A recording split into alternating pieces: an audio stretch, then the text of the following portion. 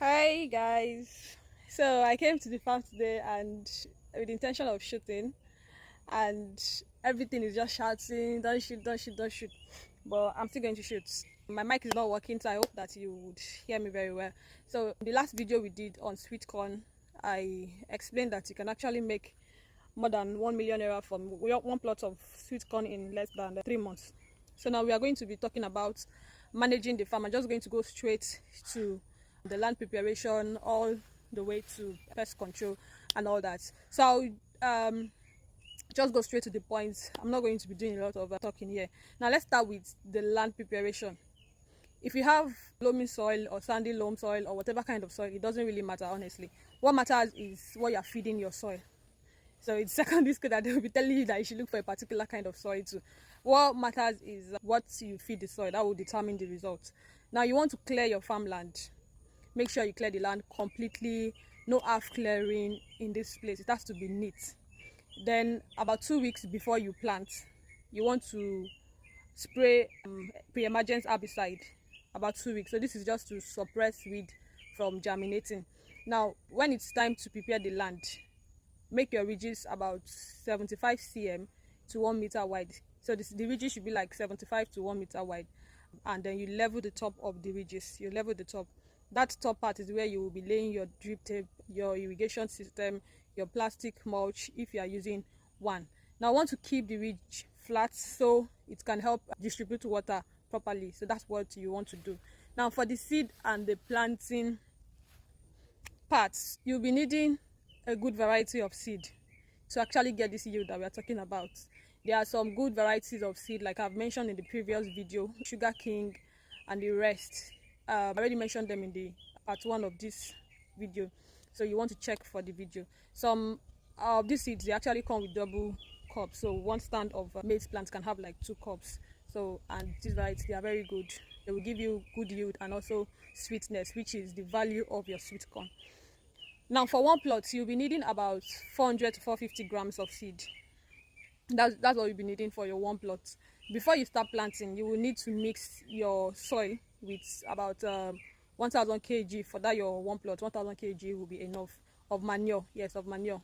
You will need to mix it, incorporate it into the soil. Just open the ridge at the top, at the middle of the ridge. Sprinkle the manure along the center, and then you close it up with soil. Now make sure your manure is well decomposed before you use it. Don't use fresh manure. It is not going to be good for your plants. Now you want to lay your drip tape. If you are using irrigation, you are not doing completely rain fed, you want to lay your drip tape. After that, you cover the plastic mulch. This plastic mulch is actually supposed to help you retain moisture and also to control weed.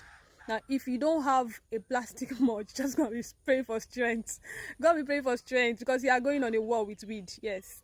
So if you don't have plastic mulch, go and sit down somewhere and be praying to God for strength. Now if you have plastic mulch, here is what you have to pay attention to: where your drip tape emitters are. Now if you check your drip tape, you will see tiny holes. Those are the emitters where your water is going to be dropping from.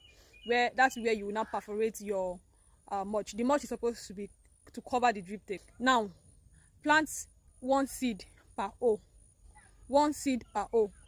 Only plant 2 seed if you are not sure of the viability of your seed. But aside that, this is hybrid seed that we're talking about here, so it has to be 1 seed per hole. It is just enough. Now after 2 weeks of planting, you will check for double stands. Then you thin out the stands where there are double plants. You don't want to have more than 1 plant per stand. Now let's talk about the watering of your farm. Before you even start to plant, your soil must be very, very moist before you start to plant. It's either from rainfall or from irrigation. Just make sure you don't plant in a dry soil. Then as the plant begins to grow, you need to consistently give it water. You don't want to water. What you just want to do is to make sure that the soil is always moist and there is water there consistently. You don't go and put too much water. Too much water can cause diseases. Now you want to just make sure that water is moderate on the farm. Now let's move to fertilizer. You remember we have added organic manure. We've talked about organic manure, I said you have 1000 kg, like 1 ton of manure for your one plot. Now that's the base, but sweet corn is actually a heavy feeder. You would need more than that if you want good yield. So after 2 weeks of applying planting, you apply NPK fertilizer. It's either you apply NPK 15 15 15 or you apply 12 12 17. I think 12 12 17, you will need about 20 kg for your one plot. Now a good rule of the thumb is, you see that bottled water that we used to drink, that normal bottled water that we used to drink, the cover that is blue, carry it, you now measure it.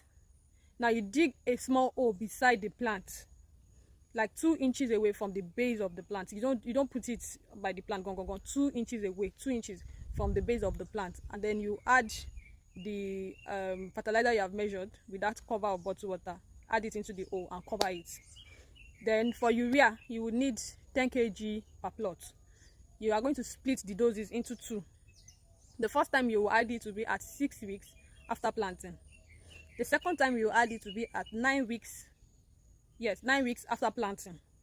Now only apply when the soil is moist and you have done the weeding. Don't apply when there is weed. If not, it's weed that will consume your fertilizer. Now you have to always do it early in the morning and also in the evening. If you can afford plastic mulch, I would advise that you use it. It will save you from all the weeding wahala and all that. But if not, you will have to manage weed manually. But sweet corn does not like weed on the farm. You have to make sure that the farm is always weed free. Now let's go to herbicides. You can use atrazine or Lumax, but you have to be very careful. You don't want to spray on the corn directly. I would advise you to do manual weeding. Only spray in between the ridges, so don't spray in between the plants. You can spray, and don't spray when it's windy, so that wind will not carry the fertilizer to your corn. See, man, no day if you damage your crop with herbicide. So you have to be very careful when you are using herbicide. You want to also check selective for maize. They're actually selective in chemical stores that you can use for your maize. All right, so now let's move to harvesting. This is the sweetest part of any farm. Like, this is the reason why we are all farming. Your sweet corn will be ready around 60 to 75 days after planting. That's about 2 months plus. Now during the harvest, there are some rules around sweet corn. Your harvest should be in the morning so that you don't lose the real value of sweet corn, which is the sweet taste. That's when the sugar level is highest and the sweet corn is the sweetest at that time. Sweet corn is perishable, so you don't want to delay your market. If you can't sell immediately, you have to store in a cool place around about maybe 17 degrees. Now I don't know about the storage, but my advice is, even before you plant, please try and lock your buyers. Try and get a ready market. Sweet corn is highly perishable, and the value reduces as it stays longer after harvest, so you don't want to risk that. Now let's go to pest management. This part is where a lot of people lose money. Now you can't afford to ignore pests on the farm. There's no point going into the farm at all if you cannot manage pests. I'm going to be giving you some common options for pesticide that you'll be using. I hope I'm able to remember everything, but these are common pesticides that you can use, and I'm going to be giving you their targets. Now you want to use emamectin.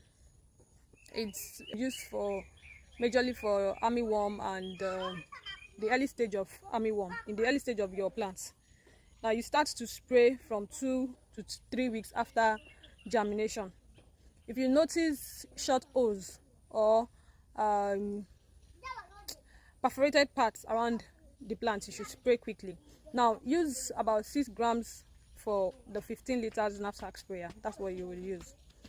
The second one is lambda. Lambda works well for earworm. Come and pass like this. Pass this place.